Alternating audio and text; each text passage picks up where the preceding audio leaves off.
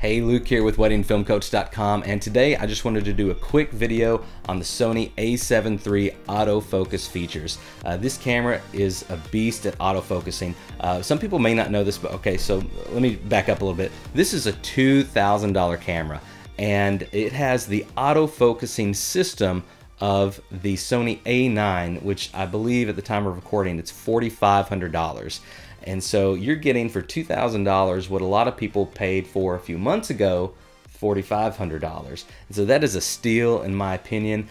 If you are doing anything where you require a lot of movement, and so if your style is to be moving a lot with the camera, a lot of really neat cinematography, then this is going to be a really good option for you. If you like to shoot moving objects a lot and you're always trying to pull focus with them, to track your focus, then this autofocusing system is going to make that a lot easier for you.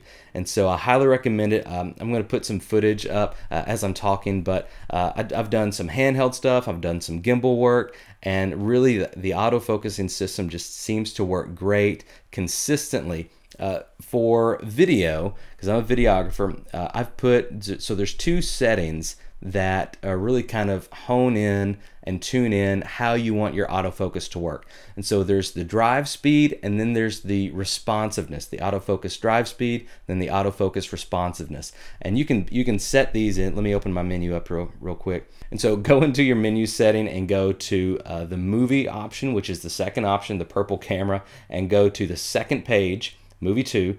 And the first two options are your AF drive speed and then your AF track sensitivity. And I have my drive speed on normal and my AF track sensitivity on responsive.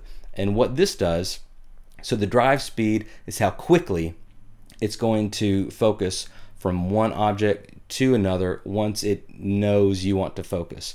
And so if you want to have a really nice smooth kind of rack focus effect, and maybe your subject isn't moving and it's more of a a very deliberate focusing transition, may even put that on drive speed slow, and that's going to be a much smoother, much more cinematic focusing. If you just you don't care about that and you just want it to focus immediately as fast as you can, then go ahead and put that on fast, and it's just going to focus as fast as it can. I leave mine on normal because I really like that smooth cinematic focusing effect. However, I don't want it to take too long because for weddings I'm always running and gunning, and I pretty much if I need something to focus, I need it to focus pretty quick, but I still want it to look good.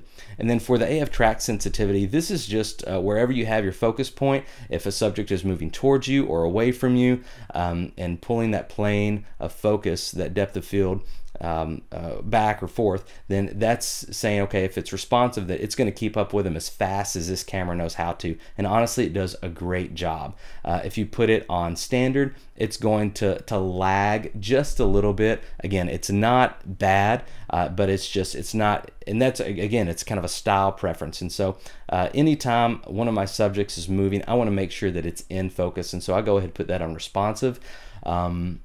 One of the downsides of that is if you move that focus point off of your subject, or you're not tracking them accurately, then it may jump a little bit, or it may hunt. And so it just takes a little bit of practice with your cinematography, with your camera skills, to make sure that wherever it is that you're tracking stays in that tracking sensor.